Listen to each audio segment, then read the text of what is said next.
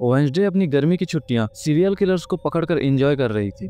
Wednesday ने कई serial killers को थिन की मदद से पकड़ा था, पर अब जब भी वो अपनी शक्तियों का इस्तेमाल करती, उसकी आंखों से काले रंग के आंसू निकलते थे। गर्मी की छुट्टियां खत्म हो चुकी है और एकेडमी जाने का समय आ चुका है, पर अब वेंसडे पहले से भी ज़्यादा खतरनाक खेल खेलने के लिए तैयार है। वेंसडे इस बार एकेडमी अकेले नहीं जा रही, बल्कि उसके साथ उसका भाई पग्जली भी जा रहा है, क्योंकि पग्जली के पास भी शक्तियाँ आ चुकी है। वो अपने हाथों से बिजली निकाल सकता है और उसकी इन शक्तियों के कारण कई हादसे होते हैं। दूसरी तरफ कार्ल ब्रैड पेरी नाम का एक फोटोग्राफर दो लोगों की तस्वीरें खींच रहा था। तभी वहाँ एक कौवा आ जाता है और उस फोटोग्राफर को देखने लगता है।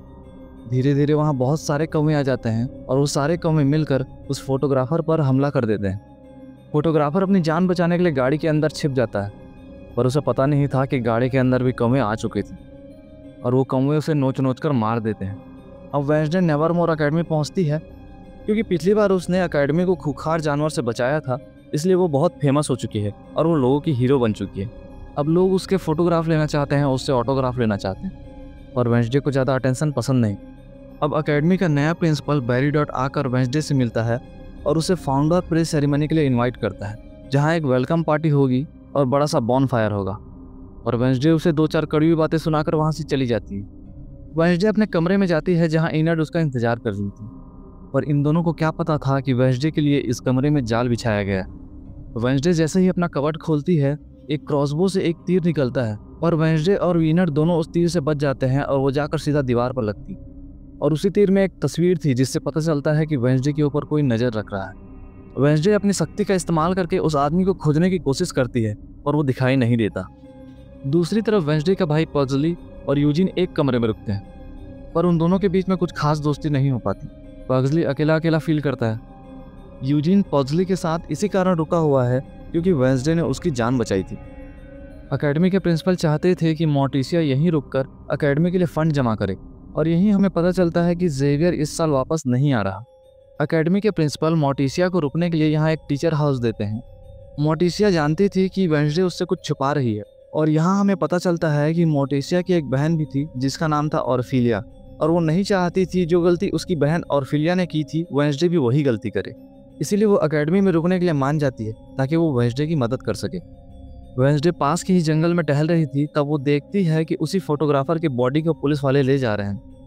वेंसडे उसे देखने के लिए उनके पास जाती, तब एक आदमी वेंसडे को देखकर भागने लगता है। वेंसडे उसका पीछा करती है और उसे पकड़ लेती है। वो आदमी कोई और नहीं, पुराना शरीफ गैल्पिन था।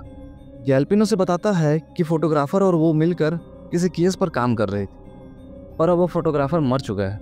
गैल्पिन वेंसडे से मदद मांगता है, पर वेंसडे बिना कुछ कहे वहाँ से जाने लगती। तब गैल्पिन वेंसडे से कहता है कि वेंसडे याद रखना, ये पंछी सब कुछ देख सकते हैं। रात में स्टूडेंट्स एक दूसरे को कहानी सुनाते हैं कि काफ़ी साल पहले एक होशियार स्टूडेंट ने अपने दिल की जगह पर एक मशीनी दिल लगा लिया था, और कल्प वृक्ष के नीचे उसकी बॉडी आज भी दबी हुई है। पग्जली ये ठान लेता है कि उस बॉडी को वो निकालने जाएगा। इधर अकेडमी का प्रिंसिपल बियांसा को फंड रेजिंग कमेटी का मेंबर बनने के लिए कहता है, ताकि बियांसा अपने सायरन से लोगों को वश में कर सके और अकेडमी के लिए फंड इकट्ठा कर सके।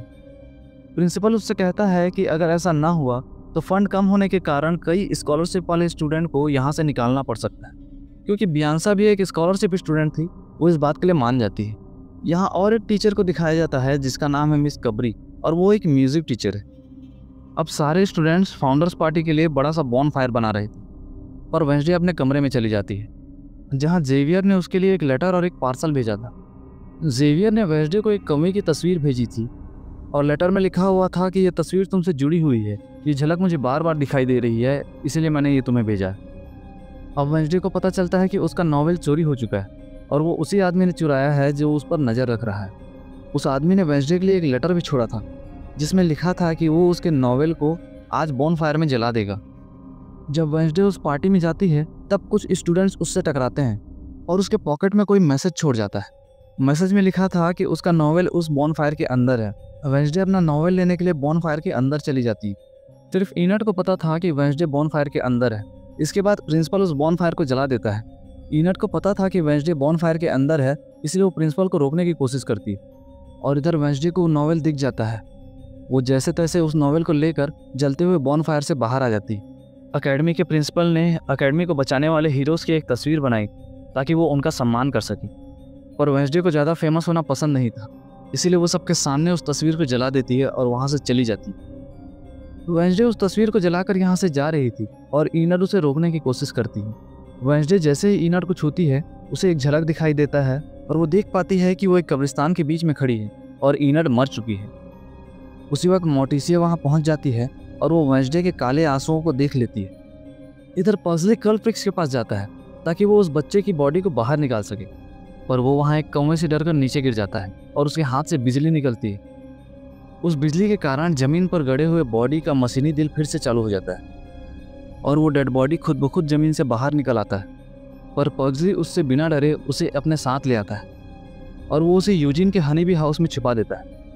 होश में आने के बाद वेंसडे गैल्पिन के घर जाती है। वहाँ जाने पर उसे पता चलता है कि गैल्पिन की भी मौत हो चुकी है। गैल्पिन को भी वैसे ही मारा गया था जैसे वो फोटोग्राफर मरा था। वेंसडे अपनी शक्तियों के सहारे पता करने की कोशिश करती है कि गैल्पिन को किसने मारा, पर वो कुछ भी नहीं देख पाती और उसकी शक्तियाँ काम नहीं आ रही थी।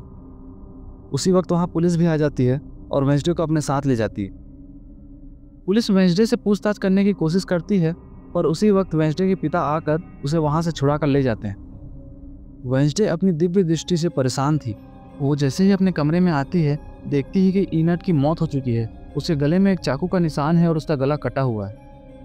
वेंसडे घबरा जाती है और थिंग को किसी को बुलाने के लिए भेजती है। उसी वक्त इनट कूद जाती है। वो वेंसडे के साथ सिर्फ प्रैंक कर रही थी। इधर वेंसडे का भाई अपने पेट ज़ॉम्बी की अच्छी तरह देखरेख कर रहा था। वो उसे टाइम टाइम पर खाना देता था, पर उन लोगों के वहाँ से जाने के बाद वो ज़ॉम्बी अपना लोहे का चेन तोड़कर भाग जाता है और वो बाहर जाकर इंसानों को जान से मार रहा था और उनका भेजा खा जा रहा था। दूसरी तरफ वेंसडे टायलर से मिलने जाती है ताकि वो टायलर के पिता की मौत का पता लगा सके। वेंसडे टायलर को बताती है कि उसके पिता और उस फोटोग्राफर की मौत हो चुकी है और वो जानना चाहती थी कि इन दोनों की मौत से किसको फ़ायदा होगा, पर टायलर इस बारे में कोई जवाब नहीं देता। पर जैसे ही वेंसडे वहाँ से वापस आने के लिए मुड़ती है, टायलर उसे धमकी देता है कि इनर उसे जहाँ दिखेगी वो उसे मार देगा। इसी बीच वेंसडे की मॉम वेंसडे के कमरे में जाती है ताकि वो बुढ़ी की किताब को ले सके और वेंसडे को उस किताब से दूर कर सके, पर थिंग इस चीज़ के लिए मना कर देता है, पर वो फिर भी उस किताब को ढूंढकर अपने साथ ले जाती है। थोड़ी देर बाद इनट अपने दोस्त ब्रूनो के साथ अपने कमरे में आती है। इसके बाद कोई थिंग को एक बॉक्स में बंद करके इनट और ब्रूनो को किडनैप कर लेता है। इसके बाद जब वेंसडे अपने कमरे में आती है, तब थिंग उसे बताता है कि इनट और ब्रूनो खतरे में हैं। किडनैपर ने वेंसडे के लिए एक नोट छोड़ा हुआ था जिसमें लिखा था कि वेंसडे के पास सिर्फ 30 मिनट हैं उन दोनों को ढूंढने के लिए, वरना वो उन दोनों को मार देगा।